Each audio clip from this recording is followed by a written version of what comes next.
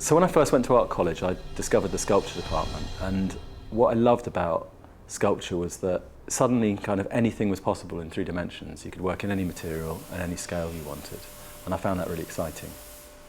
Moving on to what I'm making now, I think a lot of the sculptures that I make appear to be minimal structures, but actually they're very much about subverting a minimal form by twisting or by splitting open and revealing the interior. So it's really about kind of playing with this minimal structure and then changing it.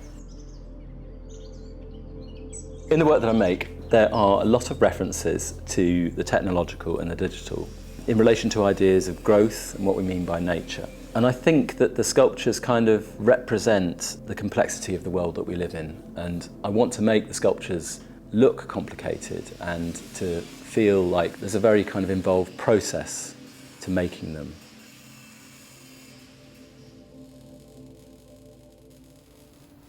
Colour is incredibly important to my practice. Firstly, as an agent to delineate between interior and exterior, and also to alarm and draw the viewer's attention to the works. The colours that I use are kind of standard industrial ones, and I paint my work with colours used to coat metal structures that we encounter on an everyday basis. And these colours appear to be synthetic, but actually they are colours that you can find anywhere in nature if you look hard enough. I draw things on the computer, so I design things on CAD and then manipulate them on there. Then I make models of the pieces, and then elements of them are laser cut by engineering companies. Eventually these parts come to the studio and they're welded together.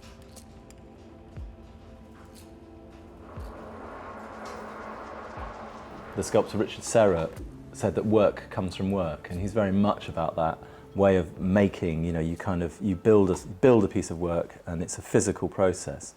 And I think there is that aspect to what I do. It is hard work, but it's also really rewarding. There's something amazing about working on a bigger scale. So once I make something that's more than 2 meters tall, then it's bigger than me. And I think as an individual, the viewer or myself, you kind of encounter the work in a totally different way. And that's really fascinating. I love that.